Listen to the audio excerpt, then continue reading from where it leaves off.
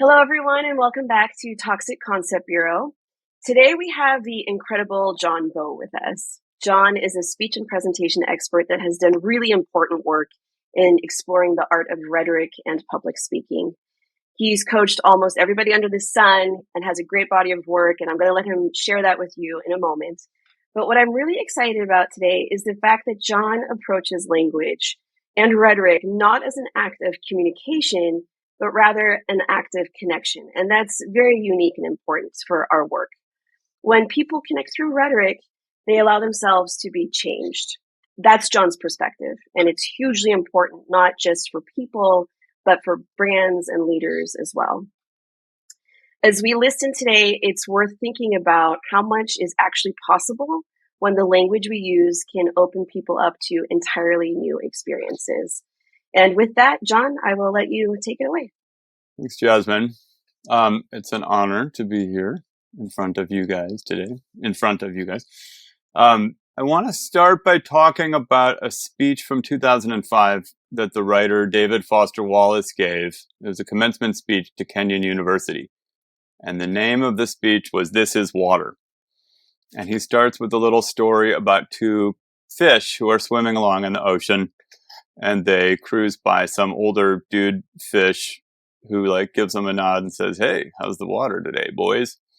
And the two fish keep swimming along, and after a minute, one of them looks at the other one and he goes, "What the hell is water?" And the point of the speech and the point of the metaphor is just that in the speech, water is problems and frustration and everyday annoyances. And Wallace is saying to these graduates of this prestigious university, hey, you might be smart, but you're going to graduate into a world where people are assholes in traffic. And you get stuck in lines at stores and it's moving too slowly and you're incredibly pissed off. And this is the stuff of daily life. And if you don't know how to manage this stuff, you're in big trouble. Your life is going to be horrible because this is really what life is all about. Whether you're super educated and you went to Kenyon University or you're anyone else. And so I want to steal that metaphor and say, instead of frustration and problems, the water of our everyday life is rhetoric. And for me, that means 10 different things, and I'll try to make them make sense during this talk. But it means persuasion and words. The average American speaks 16,000 to 20,000 words a day. And so those are just the words that you're saying. If you think about the words that you're thinking, your internal monologue, if you think about all the words you breathe through in advertising, words that other people are saying, it's like we live in this world of a million words a day. But you have never been taught about persuasion and the fact that we live in this world where everybody's trying to persuade us and we're trying to persuade other people all day. And this is this transaction that occurs, tens of thousands of times a day where people are using words to get your attention and influence you, but you've never studied it before. So I'm going to talk a little bit about what rhetoric is. The modern everyday definition means basically spin or bullshit. It's just people refer to politicians if you look beyond the rhetoric, what you can see about this tax proposal is blah, blah, blah, blah, blah. And it really doesn't mean anything more than spin or a fancy way of talking or even being deceitful with words. A long time ago, the word was much more commonly understood. And when I say OG, I mean Aristotle and ancient Greeks. It was getting its head around the idea that I mentioned a minute ago, which is everything that people say is persuasion. It's an attempt to persuade one another. And we live in this world where everyone's trying to either get attention or it's not necessarily an underhanded thing. It's just we all want to be noticed. No one wants to be ignored. No one wants to be dismissed. And so this is not 100% of the way there towards getting a good definition. But if you think of it as the study of persuasion, what we're really talking about here today, that's pretty close. I want to talk today in just a few different parts. I explained a little bit about what rhetoric is. I want to explain how I found it, because I'm not the kind of guy you would normally think is talking to businesses. I don't think I was a beacon of clarity for most of my life. Because I think that my road into all this stuff might help shine a light for how other people might suddenly see themselves in this.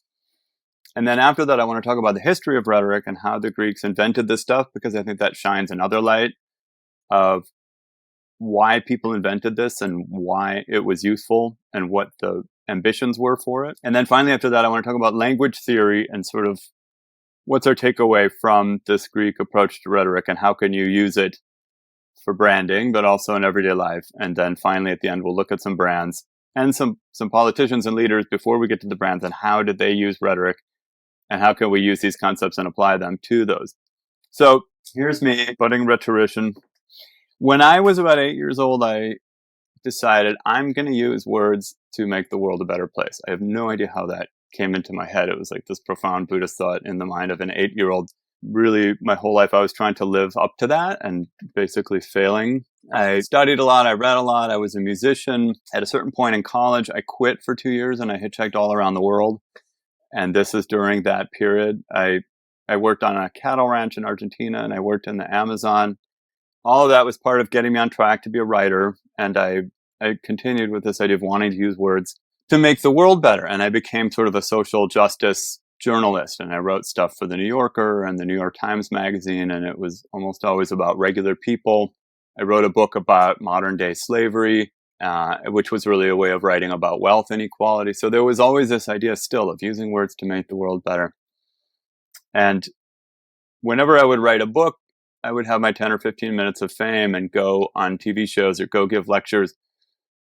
And every time I did it, I felt really regretful.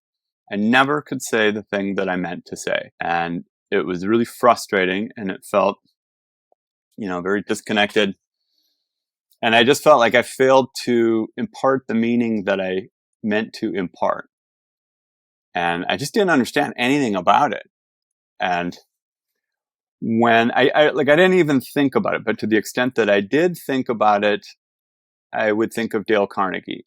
And if you've never heard of Dale Carnegie, he was this guy about a century ago who wrote a bunch of books about public speaking. And he had this very early 20th century American approach, which was just this rah-rah, like be enthusiastic and be confident and like say it loud and be enthusiastic and be just like, whoa, everybody, we're going to talk today about branding and whoa, we're going to talk about rhetoric. And like you should go on stage and in the first minute, get everybody's attention by being this really winning personality. And the book that you can see there, How to Win Friends and Influence People, has sold, something like 40 million copies, 45 million copies. I had a picture, which I edited out, which shows Eminem holding that book. I mean, everybody's read that book, from Warren Buffett to Eminem. And there are a million copies of it. And anyway, all of that seemed really cheeseball, really corny to me, and a very good reason to never learn anything about public speaking. And so I want to make a little departure, because this will really come back to the core of what we want to hover around today, which is authenticity. In my mind, public speaking was like the art of the inauthentic. It's really worth interrogating the word authenticity and authentic and what do they really mean? Because for me, there was this big blank spot in my thinking. If I was so authentic, why can't I say what I mean? And I didn't ever think that was a problem. I didn't think of it as being a societal, big, huge macro societal problem. I didn't think about it at all. I just thought people who pay attention to how they're talking or prepare their remarks are superficial cheaters, kind of. It was an immoral thing to do. To prepare your remarks was an immoral and fakey thing to do. So, needless to say, I wasn't someone who seemed like he was going to be on a track to be, Mr. Rhetoric back in the day. And my discovery of the subject was totally by accident.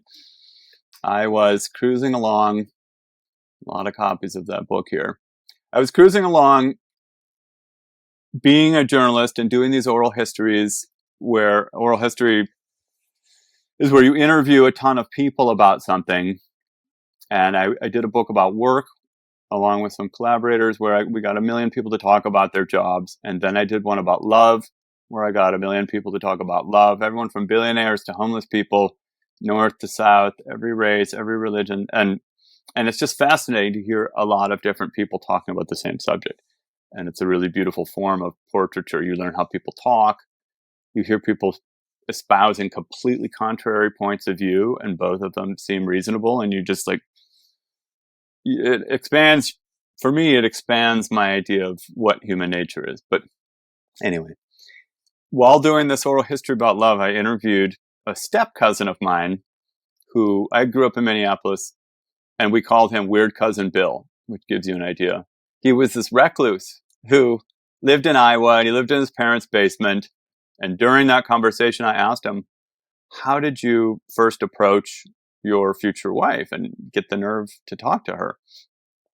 And I've lived in New York now for 30 years. I don't know if it's that, but I just assumed there was a psychiatrist involved or a therapist or medication or something, that the thing that had made him go from a recluse to someone who could chill with people and interact with them was that process of unearthing his weird childhood or whatever. And he surprised the hell out of me. And he said, I joined the Toastmasters Club. Some people said it was a nice place to meet people. And I had heard of Toastmasters. I knew this much of what they're about. They are the world's largest organization. They're a nonprofit organization, the world's largest organization devoted to teaching the art of public speaking. So the guy who started Toastmasters, he got a lot of his ideas from the ancient Greeks. And I guess in a minute, I'll tell that story of how the ancient Greeks and why they invented rhetoric. But suffice it to say that studying my weird cousin Bill got me going on writing this book about rhetoric and connection and why we all need to learn rhetoric again. And that book took me 10 years. It was not an easy bunch of concepts to wrangle together and bring home. But the point of the book is basically a long time ago, everyone learned rhetoric. It was your duty. It was your core subject as an educated person. And up until 200 or 300 years ago, everyone learned rhetoric. And everyone knew this skill set for how to talk to strangers, how to talk to other people, how to explain your ideas in a way that other people will get. It was a really, really defined toolkit for hashing out differences and merging and mixing your ideas with other people. And then 200 or 300 years ago, these ideas became uncool and they kind of disappeared. And so the point of my book and the point of why I'm here today is to get these ideas popularized again, because I think that they make individuals and society much healthier. And it's a pity that we lost them, and they're very cheap and easy to bring back. And that's what I want to do. And they'll help you with branding. So, okay, here's like a very simplistic version of history. Back in about 300 BC, 400 BC, the Greeks invented democracy. And it wasn't really that simple. They had to do it 2 or 3 times. It didn't really work that well. Even when they invented democracy and they allowed freedom and allowed free citizens and all that, it was basically a few hundred people or a few thousand people. It was men who owned property. It wasn't women. It wasn't slaves. It wasn't a lot of people. But it was the first time that anyone really tried, beyond the Vikings, anyone tried in a sort of organized way to have democracy. And so I'm simplifying it in that there wasn't really like one day there's no democracy and the next day there's democracy. But before democracy, you were forbidden to speak in public. The only people who could do it were every once in a while some big muckety-muck generals. And after they invented democracy, suddenly people were required to speak in public. So it was this skill that no one had done before. And they would have these forums where everyone would participate and say, should we raise taxes or not? Should we invade Sparta or not? And it was kind of like slam poetry or rapping or something. If you could show up at these things and do it well, then you were cool. And if you sucked at it, then you weren't cool. And if you weren't cool, no one wanted to marry you or do business with you. And so suddenly everyone's livelihood depended on being able to speak well. I won't go into it, but during that time, there was a wave of grift. Basically, the super rich people started preying on the regular rich people and accusing them of all kinds of things in court. And the court system was brand new, so it was really open to abuse. And so I could come up to Jasmine and say, Jasmine, you talk shit about my mother and you impugned the Bowe family name. And now you've done me a lot of injury and I have to sue you and you owe me your flock of sheep and your country house out at whatever beach, And so we would go to court, and there were no judges and we couldn't have our lawyers there. So it would basically be me against Jasmine, and we could say whatever we wanted in front of hundreds and hundreds of these jurors who were often drunk and eating food and just sort of mocking whoever wasn't a good public speaker. And so it was like this crime wave where people were taking each other's country houses and flocks of sheep. And so a lawyer saw that all these regular people were getting fleeced by the super rich people. And he wrote what was then like the world's first how-to manual, how to do public speaking. And it was the first time anyone had ever stood back from just everyday talking and notice, oh, this is an art form. There are rules for how to do this well. So this first pamphlet was very simple. Here's when you talk in court. Here's when you don't talk in court. Here's where you should stand. Here's how to use your voice. Here's how to frame your case so that you don't talk for too long and frame it in a way that is to your advantage. That's it. But it was like splitting the atom, where it opened up this very common everyday thing and made it be worthy of study. So suddenly everyone jumps all over it. Like, how do we study language? How do we study, why are jokes or stories better when there are 3 parts instead of 2 or 4? When do you want to use the past tense or the present tense? What's the right length of time I should talk? Anyway, so they just started, like, teachers and philosophers all descended on Athens, and there was this boom, just like Silicon Valley, has become a place where certain kind of business people and certain kinds of businesses have taken root. Athens became this nexus of language crazy people obsessing about verb tenses and put downs and ways of organizing speech and ways of praising people. And, there were just all these hacks and tricks into language. And it became the number one subject that anyone wanted to learn. If you were going to become rich in Athens, you needed to learn how to speak well. Right? So one of the things that came out of this Greek obsession with language and language theory is to put names on everything so that when we speak, we can be really clear. I'm going to talk to you today. I'm going to talk to you in 5 different sections. Here's what each of them is.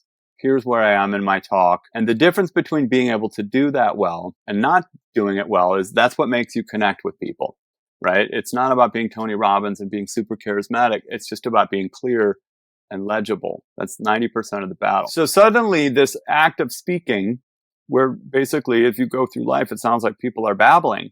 They had labels and names and ways of understanding this and ways of breaking it down. Oh, this person is persuading me by using that trick. Well, I'm going to counter them by using that other trick. And so suddenly everybody's level of education and awareness and intentionality grew by 1,000-fold because they had names and they had a method, they had a framework.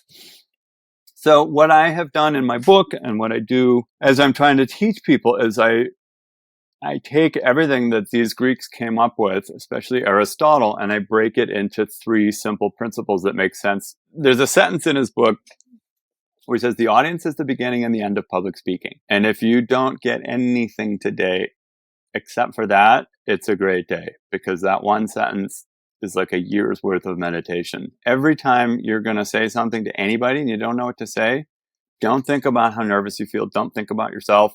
Don't think about what they think of you.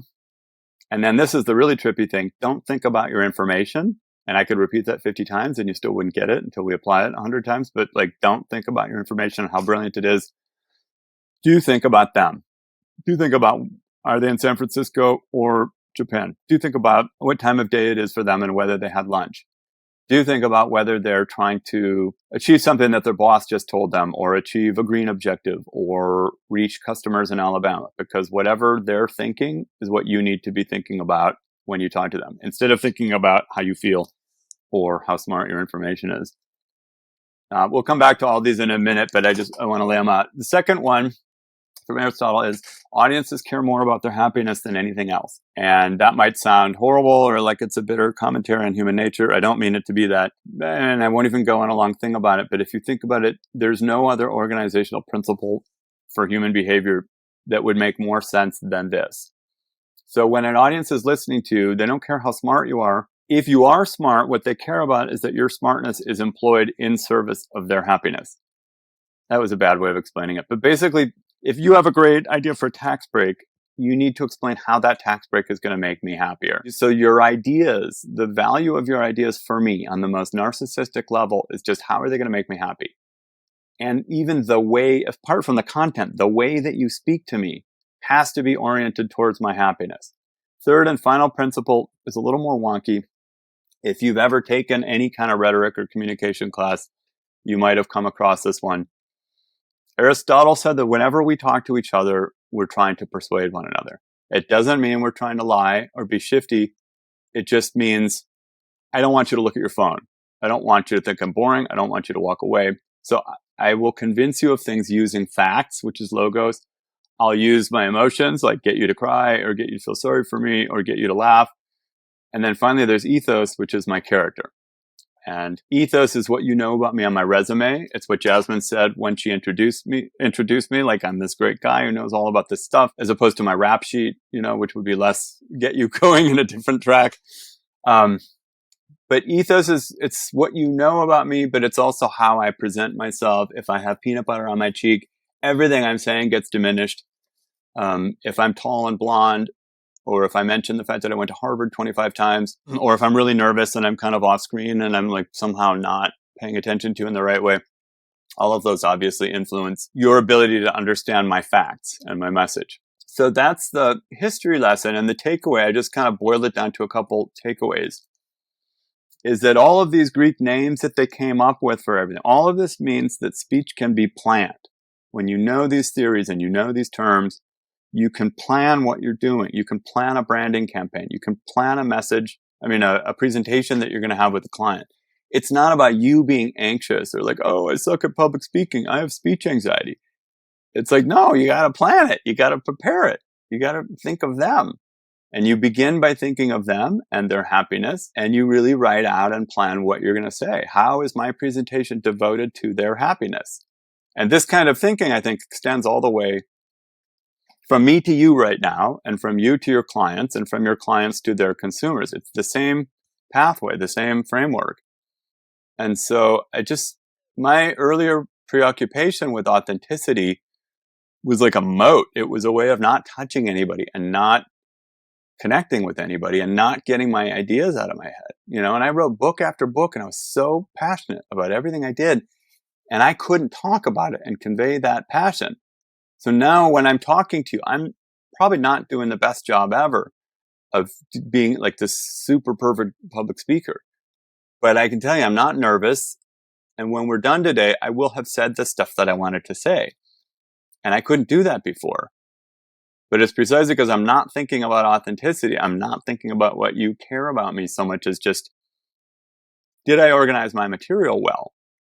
Did I organize my material clearly in a way that I pray is helpful to you? And so we'll come back to that yet again later, but I just think authenticity stands in the middle of so much of what we do, and it's this red herring. So again, sort of a final takeaway. If you look at any books about communications, there's this basic standard model that they show like this, where there's, okay, speaker, message, audience. But the real takeaway from the Greek stuff is, no, get rid of that idea and turn it into this. The audience it should be the biggest thing in your head. Not your anxiety, not your creativity, not even your message and your information and how smart or helpful it is, but like them. One big chapter that I took out of my book was comparing Hitler and Lincoln. I'll go to Lincoln first. So Lincoln was this really, really depressed, really tall, gangly guy from Kentucky who spoke with like a really high, weird voice. And he had this very weird Southern voice, very tinny. So he was actually a weirdo, and we think of him as being such a great man. But what he and Hitler have in common was that they were both people who weren't like winners. They weren't, Hitler was a loser in everything he did. He was a failed artist. He was in the military. His superior said, this guy's never going to amount to anything. He's thoroughly mediocre. And both of them were obsessed with messaging. And how do you do messages well? So this Hitler thing, this is from a series of pictures he had commissioned to find out, like, what do I look like when I'm making different poses? And he was studying, how am I going to look on stage? What's going to make me seem impressive or passionate? But Lincoln did the same thing, not so much with poses, but with his words. He studied the Bible and Shakespeare relentlessly. He read them relentlessly. If you look at the Gettysburg Address, it's one of the weirdest speeches in American history, because it's so artistic and it's so brief. So back in his day, a good speech was 90 minutes. And the Gettysburg Address is like 276 words or something. It came in at about 3 minutes. But the meter of it, with malice towards none, with charity to all. Ba ba ba ba ba ba ba ba ba ba.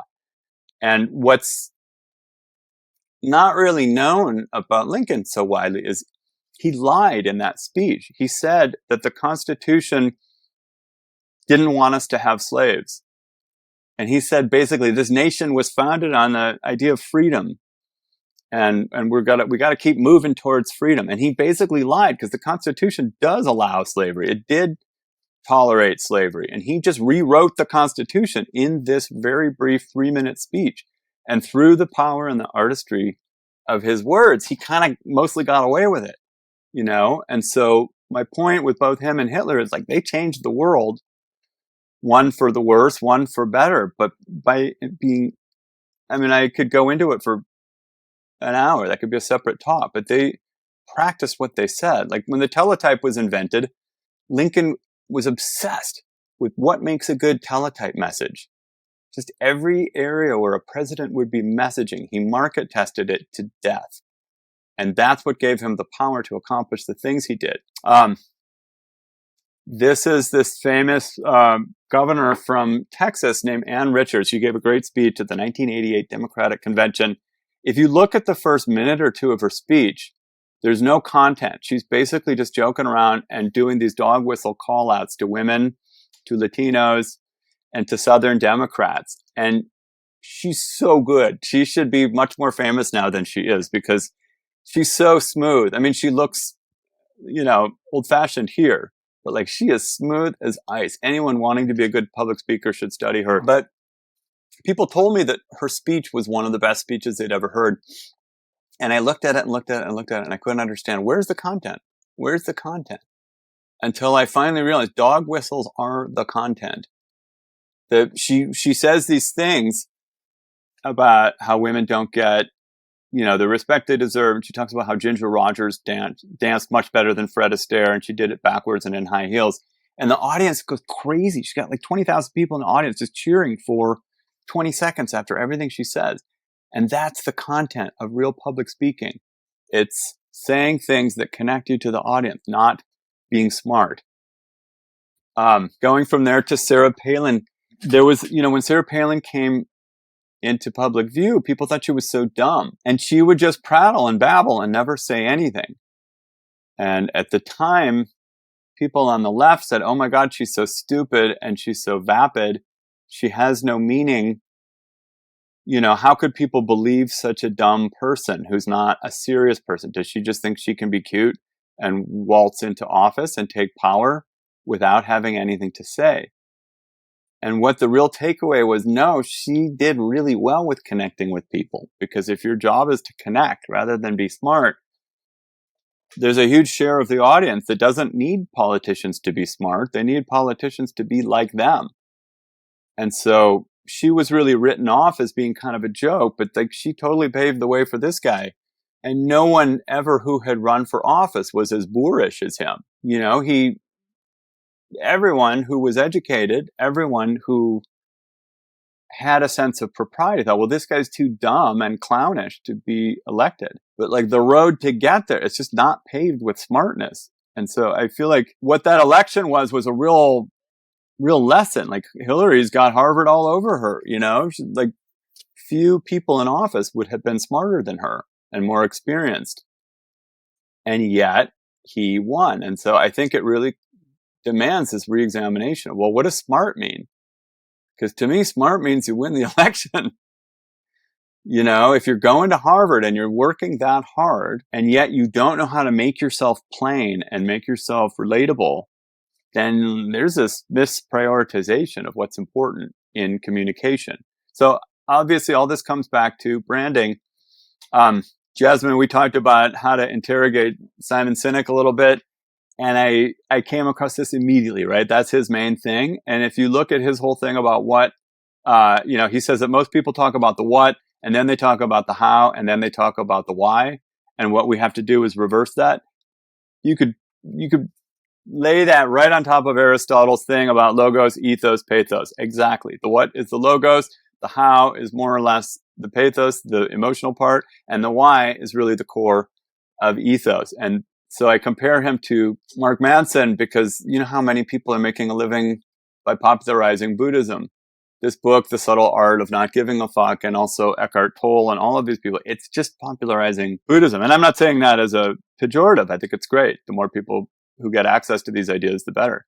But Simon Sinek, everything that he's saying is just, and I don't even know if this is conscious or not, but it's very much an update of Aristotle. And it just, I think his popularity and how user-friendly is just a proof of how great these old school Aristotelian ideas are. And they're just better in their original form if you can get at them.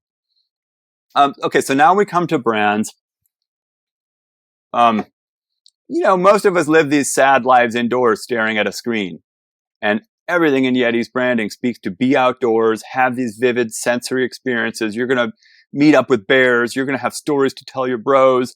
But I think it also speaks to the world beyond the screen. You're going to have vivid sense impacts, vivid sense images, experiences.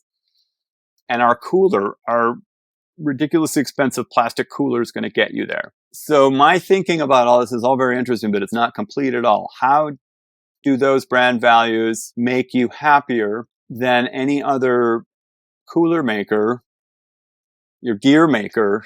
Like, how could people not see beyond that? Or how come other brands don't use the same stuff to boost their sales and raise their prices? I think something, I was just going to say, I think Yeti follows a cardinal rule that we have. I mean, it's not unique to us, but any good strategist would know that when you're telling your story as a brand, you're really telling your user story. It's not a reflection of you as a brand. It's a reflection of the user. People should be able to see themselves in the brand. So even if I'm not outdoors, the values that the brand holds very much pull on my heartstrings and speak to me as a person.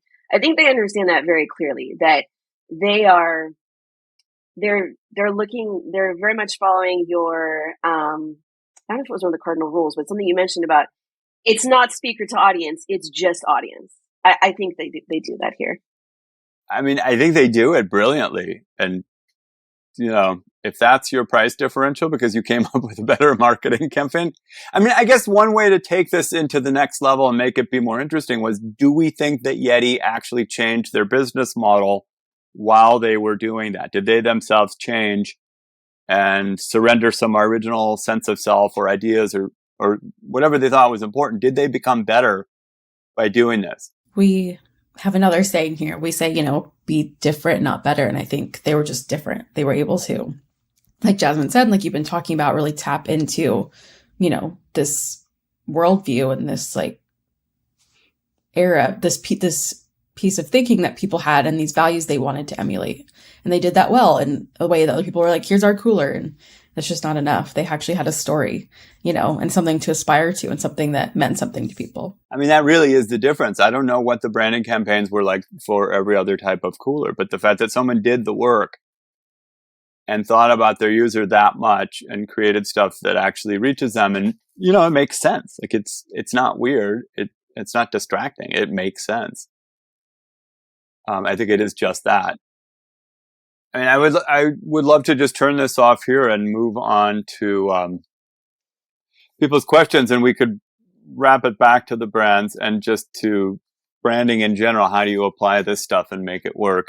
Or times when it doesn't work, how does it come back to these principles? So I think one of the things that was interesting when you're talking about the politician examples is that, like from one point of view, Hillary Clinton was the obvious favorite, right? Because people were analyzing her message. I think what was kind of interesting, as you were describing Sarah Palin, is that if you listen to the message, it comes across very differently. And I think that there's something to that in terms of analyzing versus listening. And so I wonder if, rhetoric is very much about how you communicate, but I wonder if there is some wisdom there about how do you listen to a message?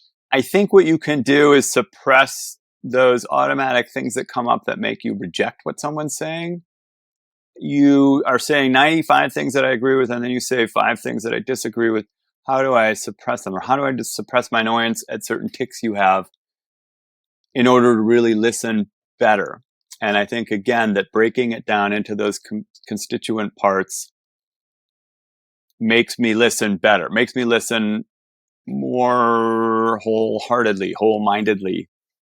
I've also noticed that it's just really hard to listen to somebody talking without thinking of your response. Like to turn that side of your brain off and actually like listen, be comfortable with like the uncertainty of not knowing how you're going to respond, just so it doesn't cloud your judgment, so you can actually absorb what someone is saying. That takes a lot of practice. And I know, John, you're talking about brands, but in a one-to-one context, like that's something I try to do all the time, and it's very difficult. But Yeah. I feel like that's what true listening is to just take yourself out of the conversation and be present for what somebody is trying to tell you. I think that in that pause, if you're lucky, you'll have some insight. Well, what do they really want? Because it's, as we all, like, again, it's like everything else in rhetoric. You kind of know this stuff. We just don't do it. We're not disciplined about it. Like, it's called a discipline for a reason, because we don't do the discipline of doing it. I think what I take away from that a little bit is that, you know, you talk about happiness. And I think it's really interesting in that you can look at communication as a form of entertainment in a lot of ways. And when you look at it that way, maybe I don't agree with the message, but I'm certainly entertained, and therefore I will keep listening. And therefore, you know, sort of the more time you spend with someone, the more highly you think of them generally. And so in a lot of ways, it's almost, you know, the happiness is the Trojan horse to agreement in some ways. That you don't have to agree, but if you keep listening, then you get there. I mean, there's a deeper spin you can put on it that makes it not seem so superficial or fluffy, which is there's great stuff in evolutionary psychology about how we got here. Why do we like the substance? I mean, the style stuff over substance. And it's not so superficial as that. When we're talking, you know, so monkeys, when they were evolving into humans, basically the bigger groups of monkeys won out over the smaller groups of monkeys. So the traits that favor the ability to get along in a bigger group of monkeys ended up being the ones that ensure survival. So when you're talking to me and I'm looking at what kind of a monkey you are, it's not just are you entertaining, it's do you have the capacity to see who I am, recognize my needs? Are we in sync? Are you a narcissistic monkey? Or are you a monkey who includes me, who's going to include me and factor me into your plans? I think it's really that more than just entertainment. But to entertain well, as we all know, like you really need to be doing a pretty good job of paying attention to people. You've got to listen to them usually pretty well in order to succeed at that. So I think the two overlap a lot, but there's a difference. What, you know, since you do coach a lot of people in communication and speaking, what's kind of the most interesting, or I guess, quick change that you've made to someone's communication that really made the most impact for them? Say hi. People get, especially in finance, but a lot of people, they get this full head of steam. I've got to be smart, and time is money, and my audience is in a hurry. And so they'll just take the stage or the Zoom meeting or whatever is the equivalent, and they'll say, okay, so we got a lot to cover today, and we're going to, and like, no. If you know this stuff and you know that the whole point is to connect, you would stop and say like, hi, Hallie, where are you today? Oh my God, I heard you guys got a lot of rain last night. Say hi. Think of your audience. If you go through anyone's deck, where is the first moment where you talk about them instead of talking about yourself? Because I guarantee you, it's almost always too late. I have a question around audience. You know, you talk about audience being just everything in terms of communication. What do you do when you essentially have two audiences? You know, sometimes you have brands with, like, let's say, two-sided marketplaces or two different audiences that don't necessarily agree on everything. How do you thread the needle between audience being everything, but there's two of them? So what I always tell people I'm working with is step one, to go with that principle one. Make a list of attributes about your audience.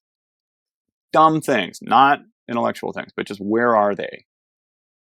Who are they? How old? What religion? What race? What gender? What level of education? What time of day is it? What's the occasion? Why are they meeting with you? What are their mandates from their boss or whoever is bossing them around? And by the time you go through that list, if you did that list for two different audiences, you might start to figure out what they have in common. But if you interrogate it or run it by other people, they might come up with ideas that you can't. It's much better if you're talking about it than if you're thinking about it. I mean, there's the most, like, Aristotle was the smartest teacher of rhetoric, but the one who was the most famous and enduring was a guy named Cicero, who wrote a book that was the textbook for 15 centuries. And this is the number one subject that anybody studied up until 200 or 300 years ago. And he wrote the number one book that was used. And he called it the art of connection. And he said, before I speak to an audience, I sent out, like, you didn't say OCD, but basically he said, I sent out as keenly as I can who they are, where they are, what they feel, what they want, blah, blah, blah, blah, blah, blah. And he said, that's the art. That and being insanely practicing. He said, to be a visual artist or a mathematician, you need a certain skill. To be a good orator, you just need to have the capacity to practice again and again and again, like put yourself through that humiliating pain of doing that. But there's no innate skill to it other than that and just feeling it. And so I think that thing of where the two audiences are, the more you can intuitively put yourself in the place of speaking to them both at once, you'll find that connection. Do you feel that, as, the new generations come up all the time, obviously, and they have like their own new set of rules and language in order to communicate with each other, to better understand each other? And like my question is, I guess, is just to directly ask you, do you feel that the rules of rhetoric are different when, speaking to a younger generation? I think the approach has to be different and changes all the time. And the rules, the deep down principles don't change at all. That's what's so remarkable. What's so interesting about this stuff is that these people 2,300 years ago came up with these rules that are so relevant now. But the responsibility that they put on me is like, yeah, if I'm talking to anyone different than me, I can't just presume that my lexicon or my way of making a connection with people is the right one. I had this as a journalist where I'd be approaching garment worker girls at a factory in China and thinking that I'm this really cool guy for trying to help them out. And I was terrifying them. And I only found out later through a series of steps just how stupid I'd been in my approach. And when I found out what was the proper way to approach them, then I was able to do it. But I think that we all unwittingly do that. It doesn't matter if you're a good or bad person. It doesn't matter if you're authentic or not. I need to get inside your head and talk to your friends for a while and sort of market test my approach and my ideas and find out, do you even want to be talking to me? Much less, do you like my style or agree with me? How can I root my ideas in your, world reference, your cognitive universe before I try to get you to do anything or believe anything differently than what you already believe? So does that answer it? I think the principles stay exactly the same to a degree that's weird, but the approach, yeah, absolutely. Yeah, no, that makes a lot of sense. Thank you. That's awesome. Thank you, John, for everything. This was a fantastic talk. I know we all really enjoyed it. This was very useful and very thought-provoking for us as well.